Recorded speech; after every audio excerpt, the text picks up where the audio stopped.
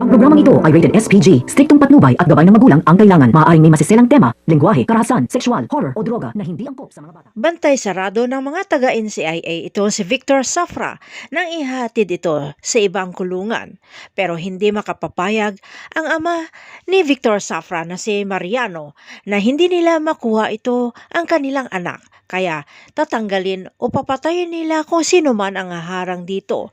At sa tulong ni Pia ay nagtagumpay itong si Mariano na makuha ang kanilang anak na si Victor. Samantala, kumpirmado na nga ni Ricardo Jacinto na kagagawa ng mga Safra ang pagkawala ng kanyang anak na si Samantha. Kaya kahit delikado ay pumasok siya sa teritoryo ng mga Safra na may pagbabanta na kailangan ilabas ng mga Safra na buhay ang kanyang anak na si Samantha.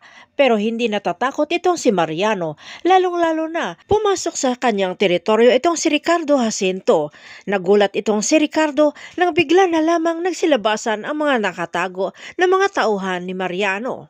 Habang doon naman sa ginintuang lupa ay kinausap na nga ni Lucas itong si Paquito na kailangan ilabas nila itong si Samantha Jacinto na tulungan siya para mailabas ang hinahanap niya.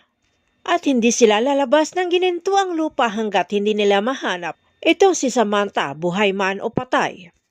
Habang doon naman kina Gabo ay alam ni Gabo na delikado ang buhay ng taga-NCIA kaya tinawag ang kanyang mga kaibigan at ipinaliwanag na may nahulog na babae sa kanilang bubungan at hinahanap ito ng mga di kilalang armadong tao. Kaya humihingi ng tulong si Gabo sa kanyang mga kaibigan para maproteksyonan ang taga-NCIA. Pero walang kamalay-malay itong si Gabo, nagising na itong si Samantha. Kaya pagpasok nila sa kwarto ni Gabo ay bigla na lamang siyang hinostage ni Samantha na nalilito at nagtatanong kung sino siya at bakit siya naroon sa bahay nila ni Gabo. Mabilis naman nakahanap ng alibay itong si Gabo at nagpakilala na siya ang asawa nito ni Samantha Jacinto. Tuluyan na nga kayang magkaroon ng amnesia itong si Samantha Jacinto. Abangan ang mga susunod na episode dito sa Sigabo.